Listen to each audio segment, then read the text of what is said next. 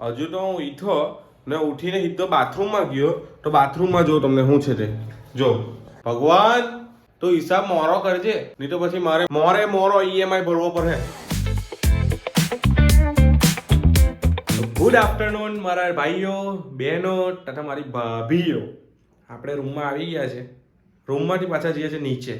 એક વખત રૂમમાં આવી ગયા પછી નીચે જવાનો કંટાળો આવે પણ મમ્મીએ મૂકી છે કોફી એટલે થોડું કોફી પીએ કારણ કે જમવાનું તો હું ટિફિન લઈને ગયેલો હતો આજે બહુ દિવસ પછી ટિફિનનું ખાવાની ઈચ્છા હતી એટલે કેવું કે પેલું નોકરીએ જાય ત્યારે પેલું કેવું ટિફિન લઈને જાય બસ એવી ઈચ્છા થઈ ગયેલી. મેં કીધું મમ્મી તું આજે મારું ટિફિન ભરી દે એમ બી મને મોડું થતું હતું દુકાને જવામાં તો મમ્મીએ ટિફિન ભરી દીધું દુકાને જમી લીધેલું હતું એટલે હવે ઘરે આવીને જમવાનું હતું નહીં. મેં કીધું મમ્મી ચાલ તું એક કામ કર કોફી મૂકી દે થોડીક કોફી પીએ અને પછી થોડીક વાર સૂઈ જઈએ.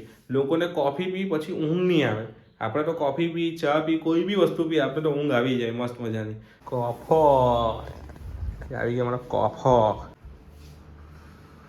હજુ તો હું ઈઠો ને ઉઠીને સીધો બાથરૂમમાં ગયો તો બાથરૂમમાં જો તમને શું છે તે જો આ જો સાવરણી નવી તવ નવ આ પાટલી નવી જોયું બધું નવું સાવરણી બી નવી યાર આનું કામ નવી બહુ આવે છે.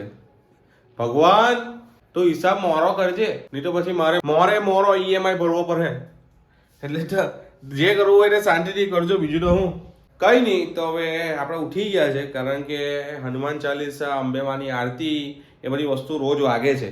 ઘરની નજીકમાં છે પેલું ઊંચું એપાર્ટમેન્ટ ને ત્યાંથી વગાડે છે તો એના લીધે આપણે ઉઠી ગયા છે ને ઉંમરવાળા બી કે ભાઈ ધધરી વખતે હોવાનું નહીં એવું કહે છે. એનું એક્ઝેક્ટલી કારણ શું છે મને નથી ખબર પણ ઉઠી જવાનું છે તો ઉઠી ગયા છે. હવે સીધા જઈએ નીચે. તો આપણા દોસ્તારનો ફોન આવી ગયો છે તો આપણે નીકળીએ કામ પટાવવા માટે. ઘરમાં ચાલે છે મસ્ત મજાની સિરીઝ આપણે જોવી હતી પણ કામ પહેલાં પછી સિરીઝ શાંતિ રહી તો પહેલાં આપણું કામ પટાવવા ગઈએ. હજુ તો ગાડી ચાલુ જ કરી ત્યારે દેખાઈ ગયું અમને જો આ છે ને સેફટી ઉત્તરાયણ નજીક છે ને લગન બી નજીક છે એટલે હાંચવું પડે. તમે બી લખાઈ દેજો જલ્દીથી જલ્દી બરાબર. ફોર વ્હીલ હોય તો વાંધો નથી પણ ટુ વ્હીલમાં લખાઈ દેજો. હા સનરૂફની બહાર જેની પાસે સનરૂફવાળી ગાડી છે એ લોકોના છોકરાને સનરૂફ ખોલીને બહાર ફેરવતા નહીં કારણ કે દોરા ચાલુ થઈ ગયા છે.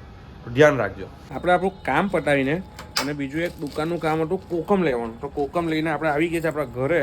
હવે જમી લઈએ પણ એક વસ્તુ બહુ ગજબની થઈ ગઈ. આજે કોકમ છે ને કોકમ જ્યારે મેં દુકાન ચાલુ કરી ને ત્યારે ભાવ હતો એનો 150 રૂપિયા કિલો ને આજનો ભાવ 250 રૂપિયા કિલો. બોલો આટલો બધો વધારો એક જ વર્ષમાં ખાલી. હવે મને તો એવું લાગે ભવિષ્યમાં ગોલ્ડમાં ઇન્વેસ્ટ કરવા કરતાં કોકમમાં ઇન્વેસ્ટ કરાય. તમારે શું કેવું? ચાલો કંઈ નહીં આપણે ખાઈ લઈએ. મારી મમ્મી તો વાસણ બી ધોઈ લાવી જોયું. મેં એને કીધું કે 10 મિનિટમાં આવ્યો ને એટલે થોડુંક મોડું થયું એટલે એમ કે ચાલ પહેલાં વાસણ ધોઈ નાખું પછી હાથે જમીએ. જો અંદર છે ને એ ના હેટલબેન તમારું પાર્સલ રોટલી અને બટાકા વટાણા ટામેટાનું શાક બે આપો બે. મને એવું કામ દોડાવે ખાલી ખાલી.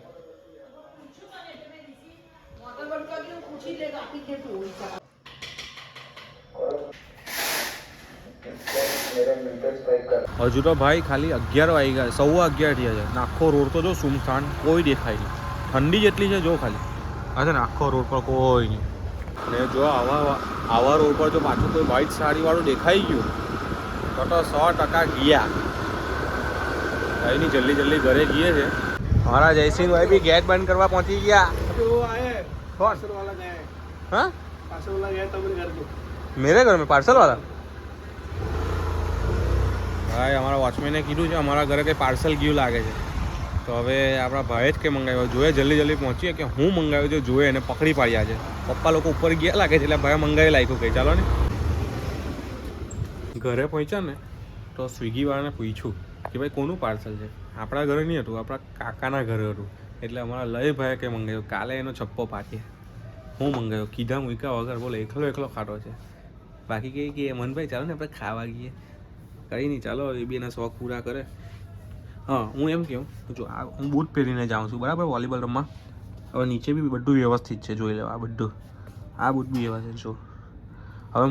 હવે મોજા હું રોજ નવા પહેરી જાઉં તો બી મોજાની હાલત જો આ જો છે ને આ એક આ બાજુ બીજું આ જો આ બગડવાના ધૂળ ઉડતી હોય તો ઉપર ધૂળ ઉડે. ઉપરના આખા ચોખ્ખા છે જો ઉપરના આખા ચોખ્ખા છે ને નીચેથી જ ખરાબ. હવે આની અંદર કાણા પડી ગયા ને એવું કંઈ લાગે છે. આની અંદર નીચેનું લેયર ઘસાઈ ગયું છે, નવા લેવા પડે. કંઈ નહીં, આપણે તો હવે 10 દિવસ આપણે રમવા નહીં જવાય. નહીં તો પાછો પગ તૂટ્યો તો પાછી ઉપાધી. એની કરતાં રમવા નથી જવું. ઘરમાં આવી ગયા, ઘરમાં મેં તમને કીધું કે ભાઈ કંઈ જોતો આવે, ભાઈ તો છે નહીં, જો તો બી ચાલે છે ને એમને. એટલે એક ઉપર ગયો લાગે છે, ખબર નહીં. પણ એક નવાઈની વાત એ છે, આપણે બહાર એટલી ઠંડી લાગે છે, જેકેટ પહેરીને ફરીએ છીએ ને આ ભાઈ ઘરમાં જો છે ને